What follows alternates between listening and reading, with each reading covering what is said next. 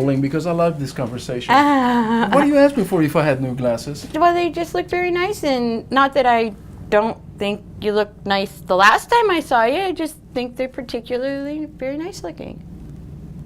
What do you want? I don't want anything. Are you flirting with me? Well, yeah.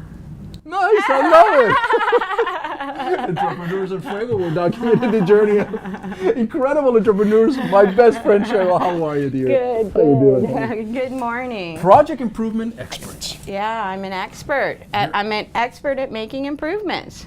How does that work? How does that work? How does that work for a company, for individuals? Who do you improve? Well, mostly for companies. So my business is with regards to taking a look at what the strategic plans are for the company. So you set those, you have a vision of where you're going, but you know, it takes all of your team to get you there. And sometimes the communication between the upper echelon and the team don't make the connection necessary. We take a look and we're like, look at this inbox. There's so much in this inbox. What am I going to do today? So is the main problem communication? Is there a disconnect? Communication is part of it. I mean, I think there can also be, you know, you hear a lot about the organizational change management too. Right. So you may have communicated with me what you want me to do, but you know, I'm not really so sure it's in my best interest. So, you know, really what I need to do is I need to translate those objectives from the corporate heads, the business owners, and make sure that the team understands what they're doing, understands why they're doing it, why it's important, why it's going to be beneficial for the, you know, company culture as a whole, for your pocketbook, right? That's the bottom line of business, is making it work, right? You're a translator essentially from from a single language. Right, because I'm thinking, you know, you get this corporate speak. Yes. Right? Yes. This is the mandate that right up here, this is what we want, and this is the measure. But how that information gets to the rest of the organization and how it filters down to the organization, that's where you come in. You know, that's some of it. That's some of it. Okay. And then, you know, my background also is technology, so there are a lot of technology projects. So when I'm saying, hey, it's a single language, no, not really. Not everybody speaks techie, right? Right. And so I can straddle that business acumen with the technology world and then bring that together as well. And what business owner wants to be chasing after their vendor when they're upgrading their accounting system or their, you know, CRM system, and you know, this isn't working, that isn't working, I thought it was going to be like this. You also want to make sure that once a system is in place and is working well, that your team understands how to leverage that tool.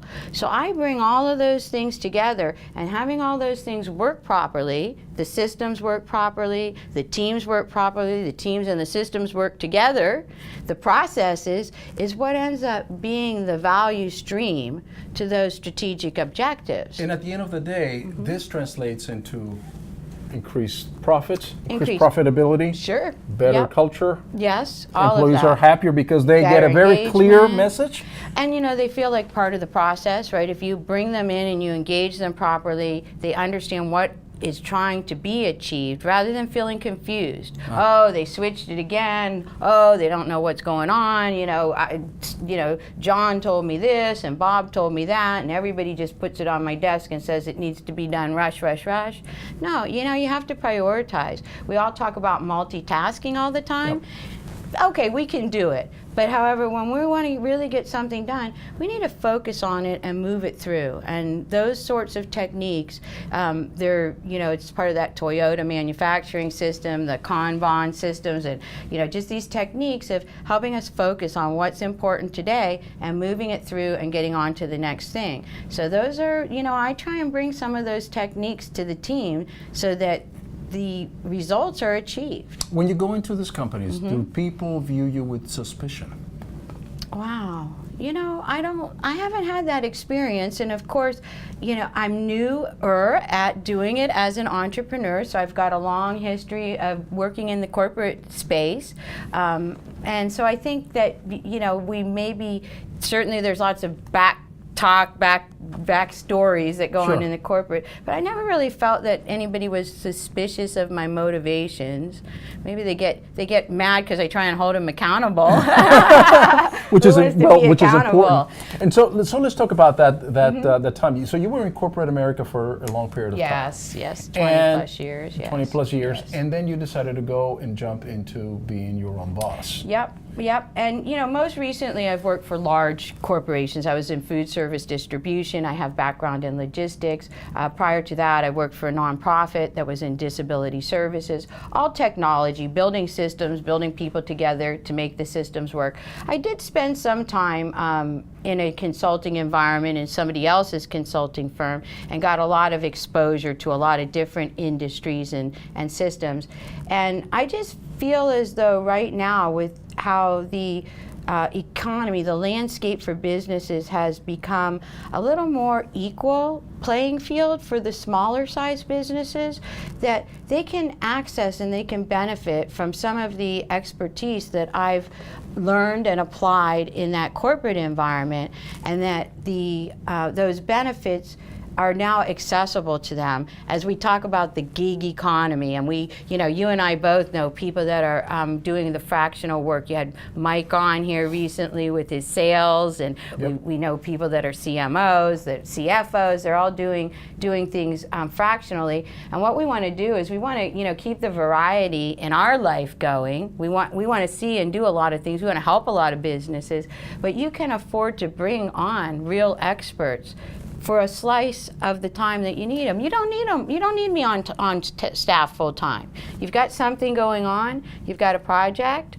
Let's get it done. Let's get it moving, and then I'll come back next time you need me. And that seems to be, and you bring up a great point, because that seems to be the wave, right? I mean, for a think lot of so. companies, that fractionalization, where you bring an expert in that particular field, and you bring with you 20 plus years of corporate America, That's right. all this technology, all this knowledge, and you can go to work from day one. Yes. And do your job and leave the company better than you found it before. Yes, I mean, you do have to develop a relationship with Sure. the business, with the industry, with the team. So that's always helpful, but I want to return the next time you have a project, so I'm not one and done. I want to Yeah. build relationships with Sure. people. Sure. As an entrepreneur, Yes. because now you wear all the hats, right? That's it. Yeah, I'm learning a bunch of new ones. What's your biggest challenge? My biggest challenge, even though I've worked with sales and marketing systems, I really just didn't realize how hard it is to be out there and connecting with the target audience and the right groups and understanding all the processes that go along with people that are out there, and that's their expertise. So I guess I have to rely on my fractional friends to help me out in those areas. It takes a village. It does. It really does. We've got a great one. We've got such a great one here in Phoenix. I mean, there's Yes. so much going on. It's very powerful. It's very powerful what's going on here. And you in have to be able Phoenix. to connect and to let people know what you're doing so that they can utilize your services at some point in time. If not, marketing seems to be the recurring word that comes Comes up. again and again and again here in the show. Because if you are a terrific at what you do and nobody knows about it, Well, that's it. And I think that some of my target audience, it's a little bit bigger. It's not, a 1 Yes. to 5 size group. Yes, It's a little yes. bit bigger organization. And you know what? They're very busy, and they're not necessarily out and about in a lot of the places Sure. that some of us other folks are. And Yep. so that's been new to me. I have to figure out where's my audience, my target market. Right. Here I Right. am. Here I am. If you want to get it done, I'm your gal. right here. The flashing. There you go. Sign there you and go. the whole so thing. that's, I'm at the part, I'm, see and be seen, talk to people, let them know what my ideas are, keep testing the model, making sure that, my concept is really going to work, that, going in as a fractional expert really gives the company exactly what they need. Gotcha. It's all an As an experiment. entrepreneur, Yes. what's the best advice that you can give somebody that has been in corporate America for a long period of time and now wants to be their own boss? So I think it's about not being afraid to take a chance and do things that a lot of the information we hear in our heads and around us is untrue. So all those negative thoughts about you can't do it or don't do it or are you crazy, the heck with that. Just do it, you know? Listen to yourself.